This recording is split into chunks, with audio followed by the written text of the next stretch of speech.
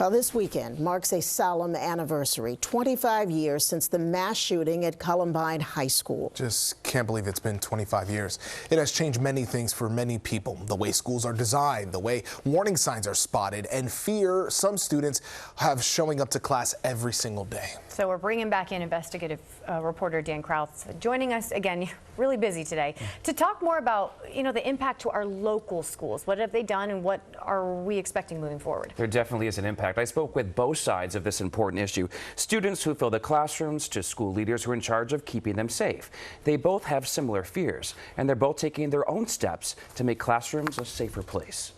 An unbelievable scene of horror erupts at a Colorado high school. It's the first mass school shooting most people remember, one that changed the way schools operate and how students live with their unfortunate reality. How does it feel being a teenager going to school in today's world? Scared, desensitized.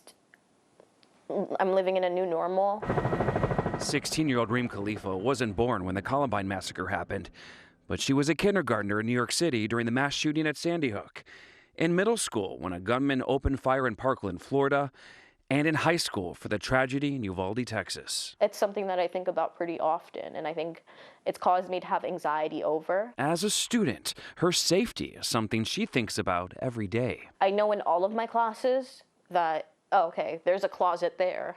If we can all fit there, and then we can push the desks at the door, and that's how we would stay safe. Today, almost all schools do lockdown drills.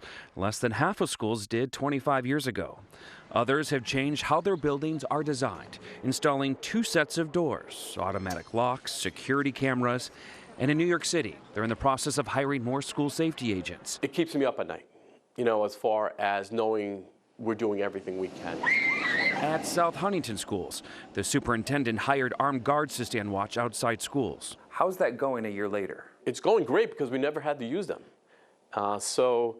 It's another layer of protection for our staff and students. Students can't visibly see them, but the superintendent knows they're there. Thinking about those kids were at the breakfast table that morning and didn't make it home.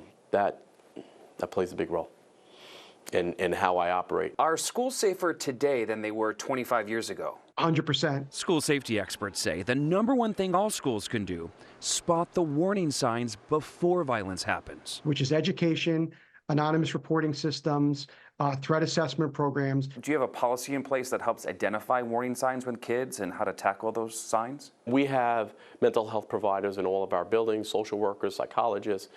We have behavior consultants that, and they all work with the teacher as a team. There's something kids have today they didn't have before.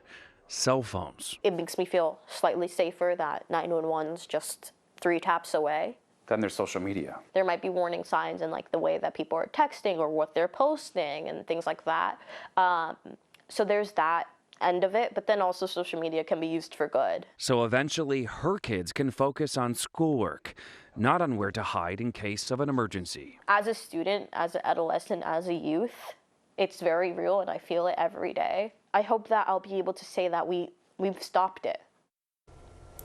That's a big hope. And, students like that, Reem, who we just heard from, this has helped them find their own voice. She's part of a group called New York Students Demand Action, and they're hoping to end gun violence in the first place so that schools don't have to take all these steps. Yeah. It just sounds like it's going to be a lot of behavioral changes, too. I mean, if you look at what happened with Ethan Tremblay in Michigan, his parents, there were warning signs. They were warned, and they did nothing to stop their child from going into the school, and that's why they were charged. In 100% of all the cases, there were warning signs. I covered the Parkland shooting for weeks that happened in Florida. There were numerous warning signs made to the FBI that weren't even investigated. So in all these cases, there were warning signs, and schools are trying their best to prevent those from escalating in the first place. Yeah, and the issue really is that they have to do their part, but there's another part of this that we seem unwilling to deal with, and what do we do with all of the guns? And that's some of the students' biggest opposition to all this. They said, hear our voice. A lot of the lawmakers that are passing the laws, they weren't even in school during Columbine. Yeah. They're much older, and they said, please listen to us. We want to do more. And so we'll see what happens. All right. Thank you, Dan. Dan, appreciate it.